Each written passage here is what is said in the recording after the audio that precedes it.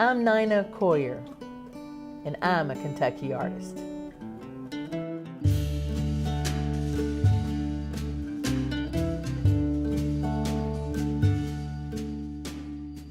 I grew up in California.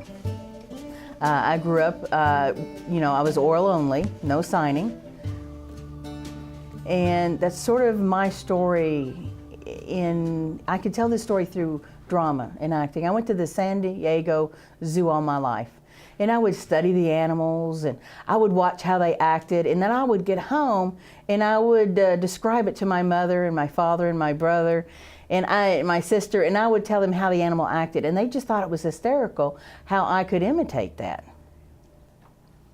I could, speaking English for me is very limited, and I didn't have the freedom of expression. But through sign language or through gestures, through arts, you can. It opens everything up. I actually, I would teach. I'm a teacher. I would teach deaf children. I was an instructor for college students. And if something were to arise, I would stop and back up and just sort of tell a story about it so that they could relate that sign or relate to that situation so that they could apply it. So for both deaf children and for college students. Even interpreters, when they would come and learn to improve their signing skill, I would tend to stop in the middle of teaching and then tell them a story to help them relate that sign so that they could apply what they learned from the situation. I then learned sign when I was 19, and I went to Gallaudet University. And it was a little hard because I had to learn signing, and I decided I wanted to become a teacher.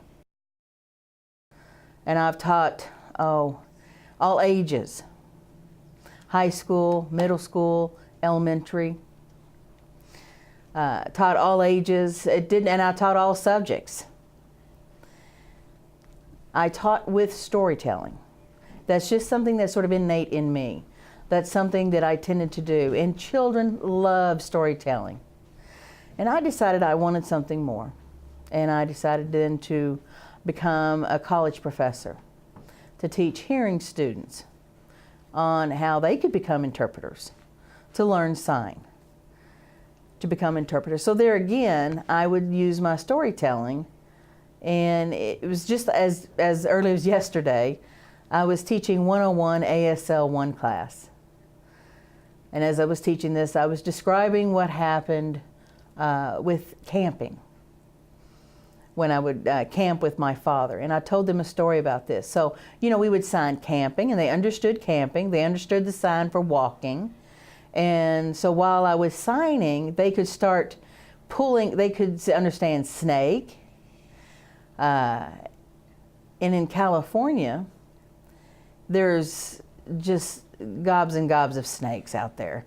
And I was following my dad walking through the woods out, and we were sort of following each other, and my father was in front of me, and he just jumped. Well, I've never seen my father jump. He's a calm individual, and he jumped, startled. Well, it startled me, and I didn't understand why I was startled. And my father was looking around, and I was trying to look around and try to say, well, what is it? What is it? And my father looked at me and mouthed, snake. I hear a snake. Well, obviously, snake, where? I'm looking around, trying to find a snake. My heart is beating because, I don't hear it.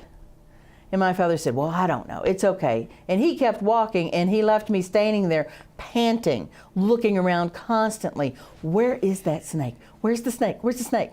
So I told this story, and it was an example, me being deaf, not being able to hear the rattle on the snake, my father jumping and thinking, why is he jumping? Because he heard something. So students, they laugh and they think it's very funny. At the same time, through that, they're learning. And I was able to do all of that through storytelling.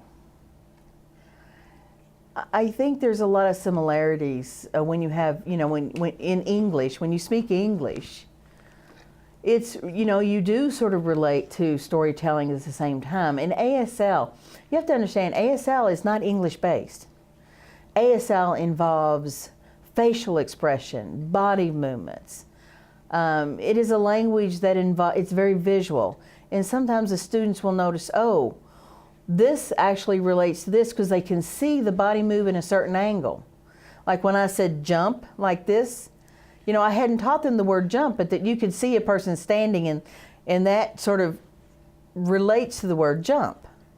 So they could catch the word, the sign jump, by the physical movement of jump. So there is a lot of visual signing to this. Snake, sort of them moving along, they can get that. They can get the connection that walking outside. So ASL is very visual, it's relatable, it's an action. Most deaf children have hearing parents.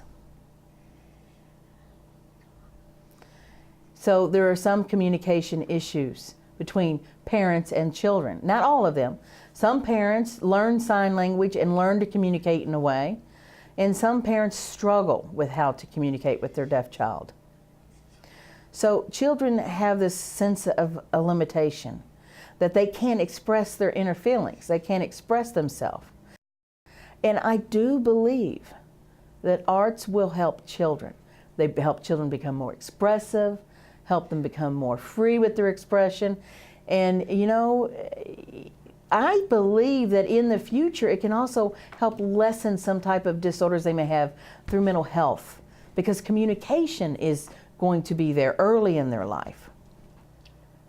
You know, again, let me go back to this. You know, it depends on the opportunities that they will provide. If the arts would just provide opportunities, shadow interpreting is wonderful. Invite the deaf audience to come. You know, maybe have a deaf play on stage or something. It will be voiced for hearing individuals to come. Like the National Theater for the Deaf, they're out there. They come to Kentucky once in a while. It's an opportunity, but you have to, just recently Eastern Kentucky University had a new arts center that's there, and they provided Blue Man Group. Of course, you know, I love that. They have very little voicing. There's music, but it's all action. And there's wonderful opportunities there. I would love to see a variety of, you know, acrobats, Cirque Soleil type, where you have all of this, it's visual and it's loud and you can feel it. That opens the audience. Different other plays or the arts. When you have a lot of speaking, it's different. You have to find a way to make it more attractive. You absolutely would have to have both, maybe captioning and have an interpreter there, especially when you have a play there that everyone, you know, a lot of speaking and everyone likes to see it. Arts is extremely important to have in everyone's life.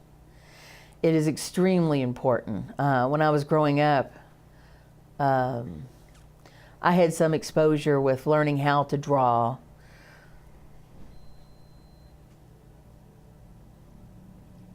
But, you know, I found as I became older, I found that arts, when I teach deaf children and teach hearing students in the colleges and universities, it is so important to have arts in everyone's life.